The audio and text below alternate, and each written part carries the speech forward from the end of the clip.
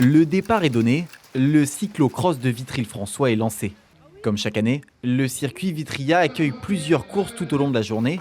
Une organisation portée par l'univers cycliste Vitry-Frignicourt, habitué à mobiliser clubs, bénévoles et coureurs du Grand Est. C'est un travail de longue haleine, là. Disons que les premiers passages de tondeuse, de râteau et puis de taille-haie, elles datent de tout début octobre. C'est un terrain de jeu vraiment là pour les cyclo-crossman. Ils ne s'attendaient pas à ce que ça soit aussi technique. Au-delà du sport, ce cyclo-cross est aussi un moyen pour la commune de mettre en avant le territoire.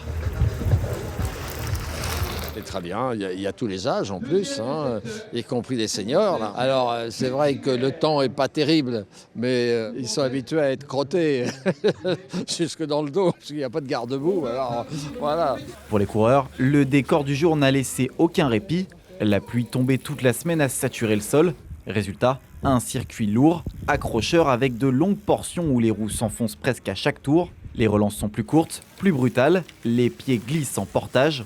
Un terrain gras dans toute sa définition, mais qui n'a pas empêché les coureurs de prendre du plaisir. C'était très gras, très glissant aussi, et sinon c'était pas mal. Ouais. Vraiment boueux, de A à Z, c'était même pire sur la fin, beaucoup d'erreurs, mais content de la course. Ça rend la course très difficile, mais après c'est un beau circuit, c'est partie du cyclocross et puis c'est amusant aussi, ça glisse de partout, donc c'est cool. Heureusement pour eux, dans les virages comme sur les longues lignes droites, les proches étaient là. Des familles, des amis, parfois des licenciés du club.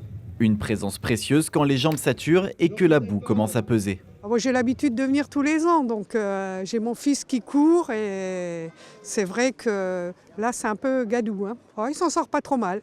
Notre père, oui. Alors comment il s'en sort? Pour l'instant il s'en sort bien. Là il passe, là. Juste là il passe. Allez. Et dans le peloton, un visage bien connu. Un coureur professionnel de la team Total Energy, venu chercher du rythme et du travail spécifique sur un terrain où chaque tour compte comme une séance à part entière.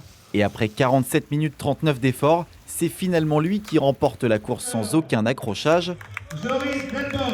Enfin presque.